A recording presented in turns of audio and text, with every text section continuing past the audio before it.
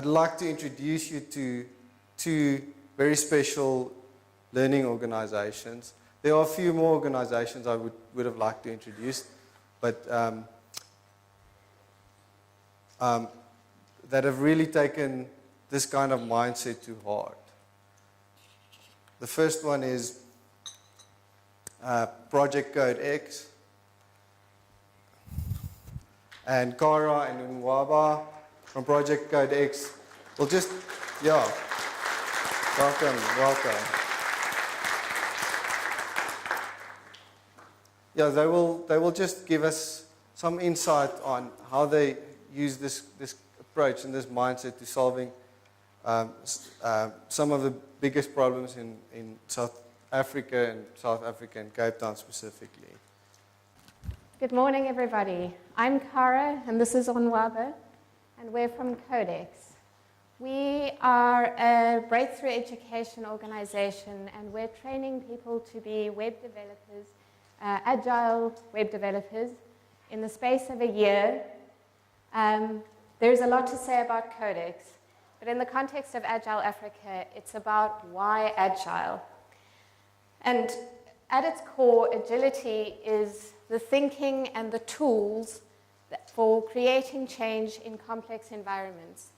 Am I going in and out? I apologize. In complex environments, behavior is emergent and the results of our actions are unpredictable. And so we need to be able to run experiments with set expectations, but knowing that what happens is not what we expected or planned, so our expectations are measures. Once we start seeing results, we have something to compare against and make sure that whatever is happening, we can respond to that feedback and adjust accordingly to keep going in the direction we want to be going. This is even more valuable it's valuable in software, but it's even more valuable in the context of wicked problems, where entire ecosystems are connected. And when you make a change in something like an education area, and it has an unexpected effect in a community reaction, and if you're not paying attention to the details, you'll miss that connection. So we need to have the skills to go into things uncertainly, knowing that we're not going to know what's going to happen, but with expectations and how we're going to address the feedback that we get. So codeX exists at the heart of a number of challenges in both the education and technology sectors. In education, we all know that South Africa suffers from, our education is in a very sorry state for the most of our population. At the same time, education itself is in crisis, as learning science teaches us that traditional forms of learning, of isolated subject-based learning, is one of the poorest ways to embed knowledge. And the highest quality of learning comes from integrated, project-based and experiential learning in a highly mentored environment where we can set expectations for ourselves, go off to make discoveries, make mistakes, and know that we're not just going to recover, but we're going to learn from those mistakes. They're valuable to us. There's one other problem with education that affects certainly South Africa and probably internationally, and that is it's designed for conditions of affluence, not conditions of scarcity. So you're expected to have the luxury to spend 3 years or so focusing primarily on deeply soaking into a subject. It's not designed for times and places where there's very poor infrastructure and money is scarce, and the people who have the ability and the level of responsibility to qualify for tertiary education are burdened by other responsibilities of looking after family, being either expected to provide by going into low-income jobs or being present to support the community while other people are in low-income jobs. So South Africa has a 45 to 55% dropout rate at universities because education is designed in such a way that it excludes the vast majority of our population. And this meets some interesting challenges in tech. We don't have enough people. We have a critical skills shortage. And there's, on whole, an absence of diversity. Those fit together. And it means that we never have enough time to build the products we want to build, and we're always pushing as much as we can in, so we don't have slack. So we don't make the time to experiment and to innovate, and the products we make are generally not going to fit our whole population because they're not built by the representatives of the population. As Africa comes online, it's mobile first. There are, by 2020, expected to be 1 billion people using mobile cell phones. There's a huge drive for mobile product innovation. Those innovations can only succeed if they're built by the people who understand and appreciate the challenges and opportunities within the problem space they're working in. So codeX is designed at the heart of all of these interconnecting problems to change education. It's an apprenticeship model, so we work on projects, and we train everything from object-oriented programming to product development to solving complex problems within the space of a year. And I'm going to hand over, Onwaba is going to tell us a little bit about her experience at codeX.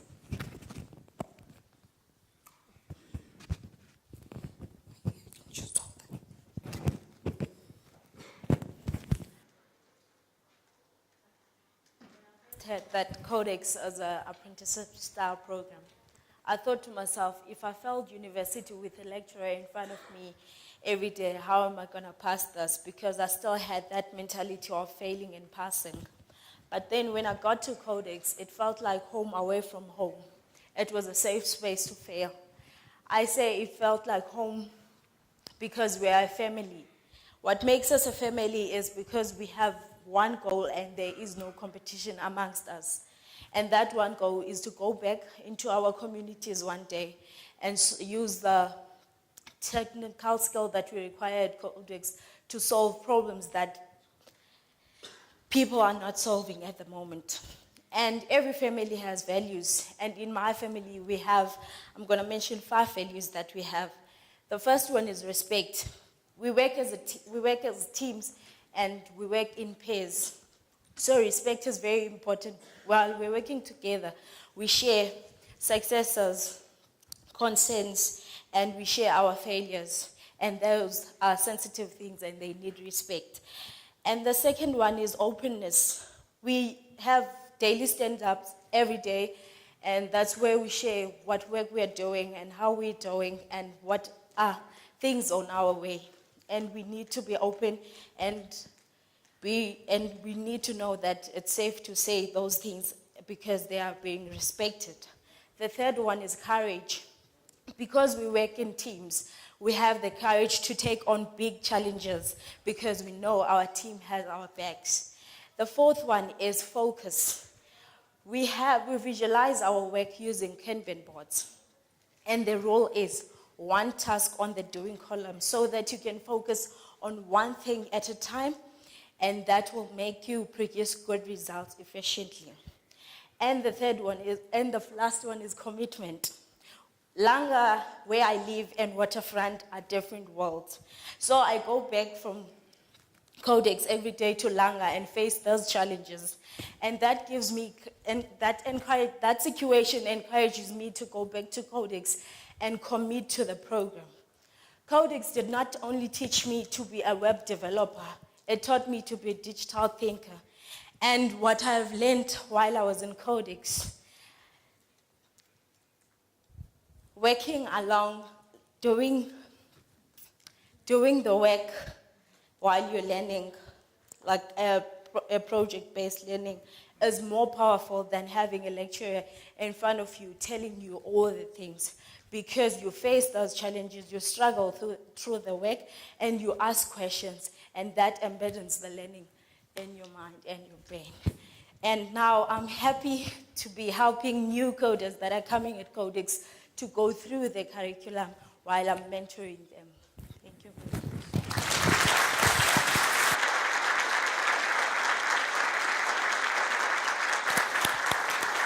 Well done.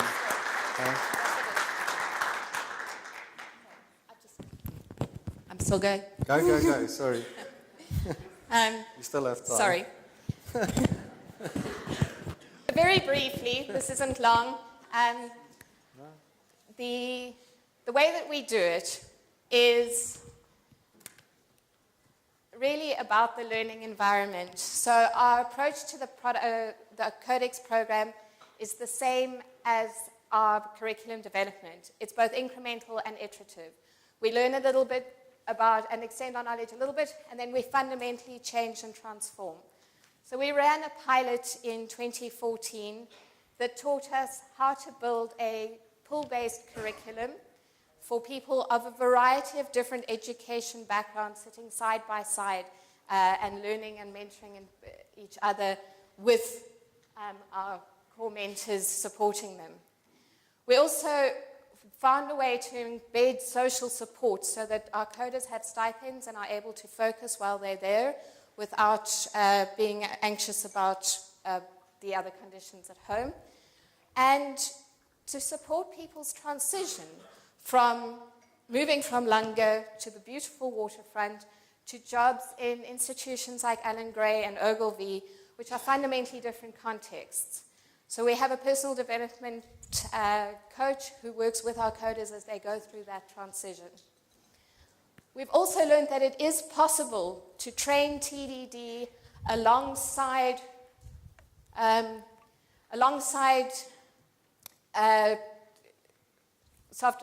product development, personas, prototypes, and planning for uncertainty, all of those things at the same time within a year, provided we have a strong narrative, a strong context within which that learning can be shaped. So the project is end-to-end perspective, which means our coders are then able to look at the other challenges facing them, develop and envision a picture of a better future, and know that they have the tools and the know-how to go forward and develop solutions for that. If they can't solve everything, they can solve the next step, and they know how to learn the skills they need for the step after that.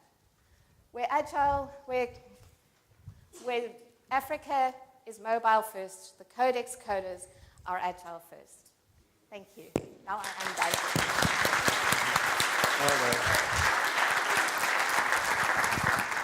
Thanks, Codex.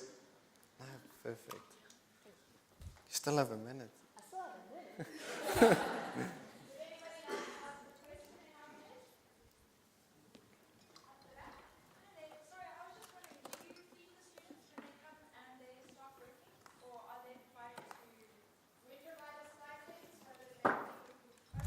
I'm just gonna.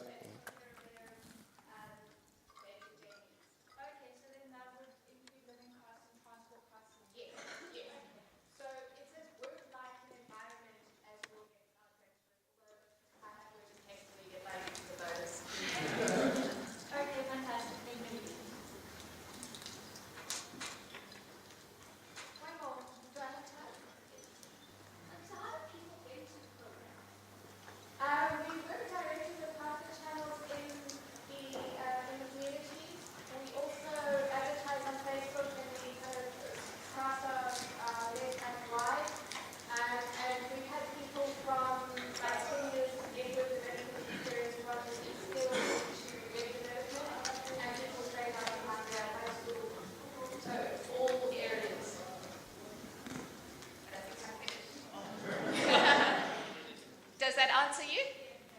Okay. I think I can go one more, all right. Is this on? Yes.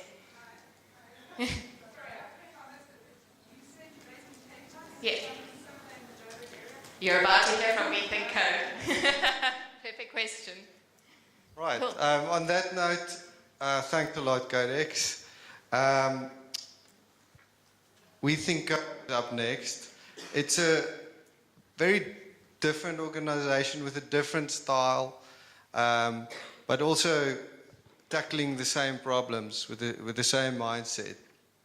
So, and we're lucky enough to have 2 students here today from WeThinkCode, and they'll each share some of their own experiences working there. So WeThinkCode, they'll tell you what they do. They'll do a much better job of it. So, good to go, Tanaka. All right. Sorry, can we clap for you first?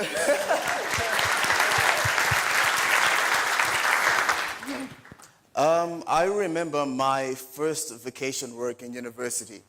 It was the audit of a German manufacturing subsidiary.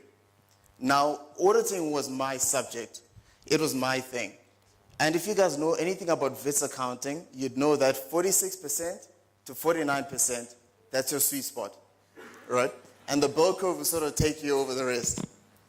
And so I was the best, worst auditor. And that's actually a real thing, because while all my mates were in their 30s, I was flying high with the 46. So here I was, the best, worst auditor at the best university in Africa. I got this. So first day of my audit, I'm sitting down, all in my suit, looking neat. And my manager gets up, goes to the board. She starts dividing up our tasks. And right next to my name, it says revenue and payroll.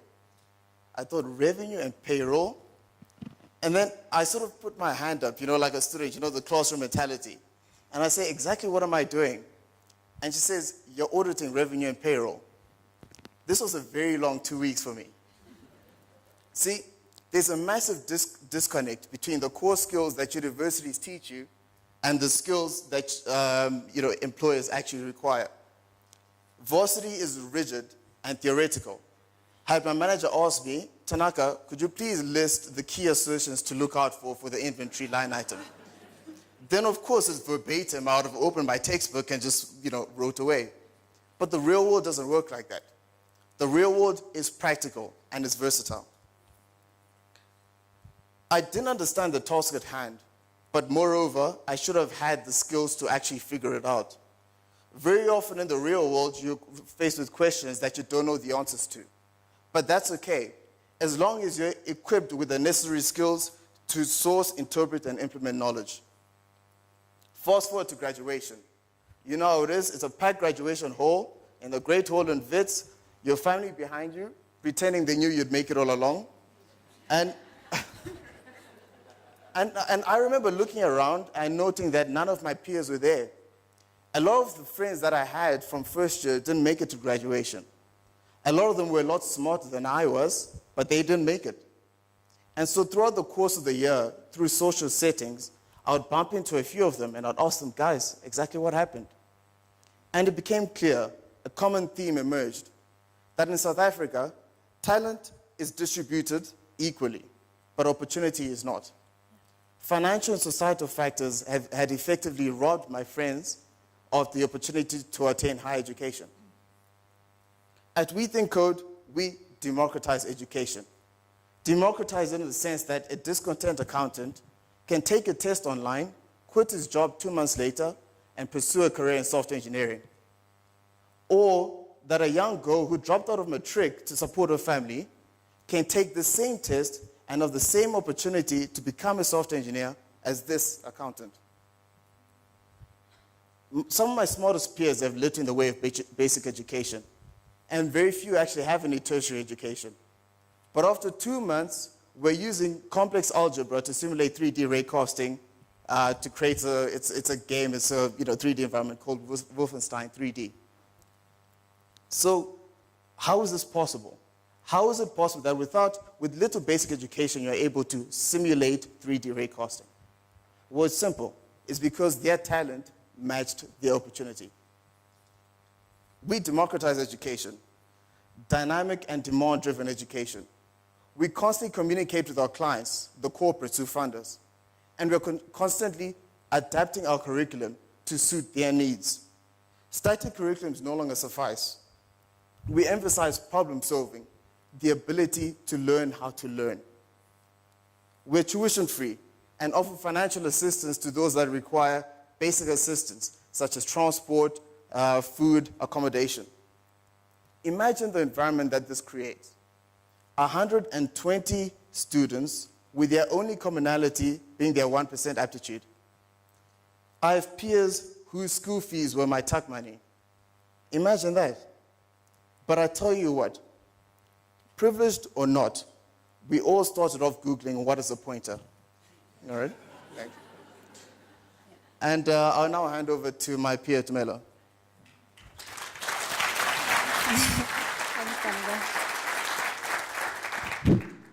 Sorry. Einstein wrote, "Everybody is a genius, but if you judge a fish by its ability to climb a tree, it would spend its entire life believing it's stupid." Now, imagine a school where the fish's inclination to genius is not defined by a tree, but by a high-tech Olympic pond tailored to the fish's speed, its talents, and its physical attributes. Imagine a pond that allows the fish to be a fish, but also to compete with the monkey in the tree. I go to the school. This school is WeThinkCode. In revolutionizing education, WeThinkCode has done away with the traditional notion of teachers and given the students an opportunity to be the teachers. When I was at a university, I'd go to class, read through textbooks, and I'd be tested on the amount of information that I'd stored in memory. That was how we learned. Learning is different at WeThinkCode. Google, GitHub, and the 120 students next to you are your friends. Not only are there no lectures, but there's no awkwardness in asking the guy half your age for help. Campus is open 13 hours a day, and you get to draw up your own timetable. At a normal university, the modules are set out for you. At WeThinkCode, you get to work on what interests you, be it algorithm, Unix, or graphics. And if you want to be Iron Man and do everything, that's your prerogative. Could a system that allows students so much freedom possibly work? That's a question a lot of people are asking themselves. It actually does. In the 4 weeks of the application bootcamp at WeThinkCode, when you have a new task every day and an exam every week, the question you ask yourself isn't if you want to be a successful software engineer. No. The question you ask yourself is just how badly do you want it? Compromise and discipline are the order of the day. You come into class each morning, you work on your project, you ask for help from your peers if you get stuck, and most importantly, you do your peer-to-peer corrections. The corrections are at the core of our system. This is where you get to check your peers' work, you critique it, you offer suggestions for improvement, and you learn from how they solved their problem. There's more than one way to skin a cat, you get to realize. Another way in which WeThinkCode revolutionizes education is through its link to industry. Not only are we learning, but we are given the opportunity to showcase what we've learned in real life when we do our internships with our corporate sponsors.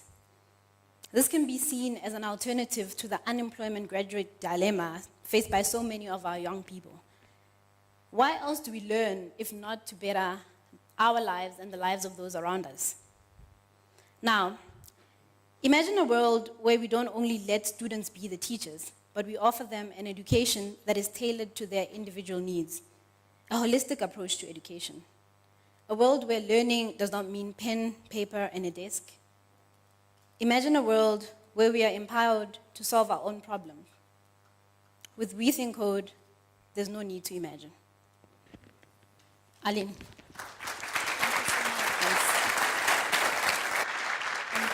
So, as Tanaka and Tumelo have shared with us, WeThinkCode is different in two distinct ways. First of all, we democratize education by making it free and accessible to anyone, regardless of your previous education or your socioeconomic background. Secondly, we are revolutionizing education. We have no teachers, no classes, and everything is based on peer-to-peer learning. Our curriculum is agile, and we can adapt and change our curriculum as quickly as the tech industry around us. Now, WeThinkCode is not easy. It's extremely hard work. you had to compete with online tests with 30,000 other applicants that we received last year, and the top 120 was selected.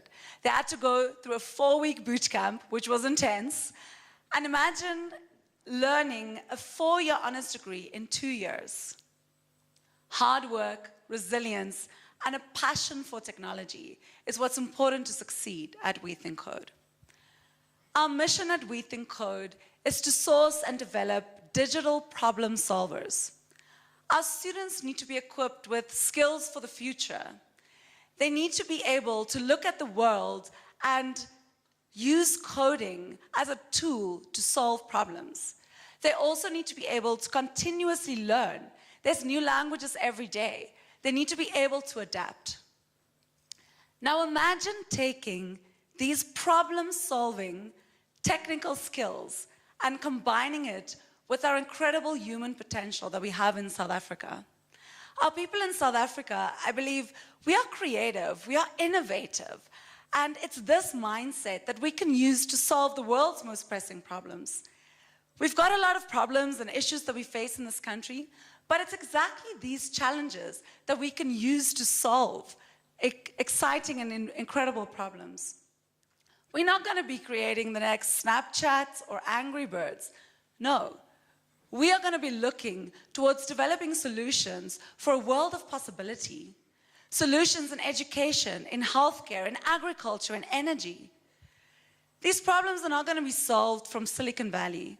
We need the skills locally, here on the ground, to solve these problems. So currently in South Africa, we have 200,000 vacancies for software engineers. And we're outsourcing a lot of our dev work to India, Bangladesh, and Poland. But imagine we can change this. So look at what happened in India. They started investing in developing in the technical skills locally. And now, all over the world, you're outsourcing your dev work to India. But imagine we can develop these technical skills at a scale in South Africa. And imagine we can combine this problem-solving technical skills with our creative and our innovative nature. I believe we can drive and develop a new industry in this country, one that can be competitive globally. Imagine all over the world, if you're looking for digital problem solvers, you come to South Africa. Now, we're living in incredible, exciting, and exceptional times at the moment. This is an era entrenched with opportunity. More and more people are getting connected every single day, and we've got access to information like never before.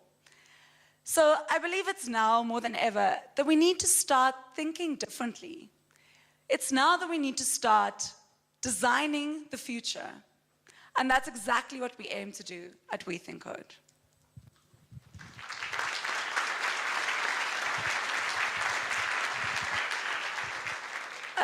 I would love to offer the opportunity for any questions from the audience.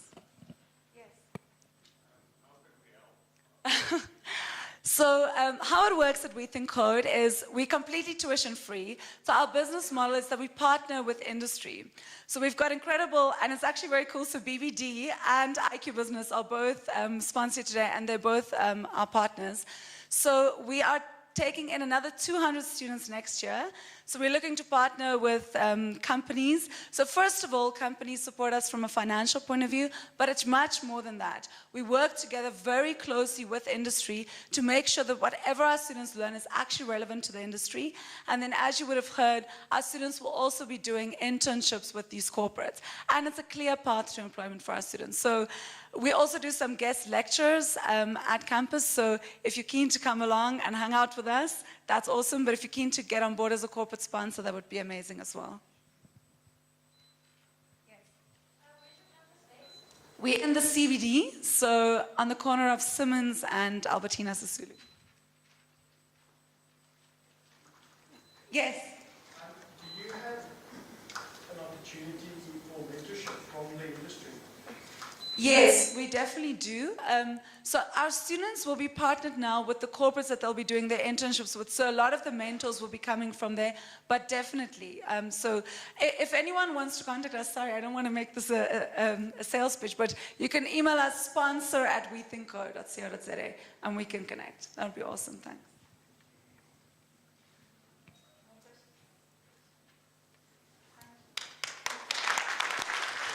That's perfect.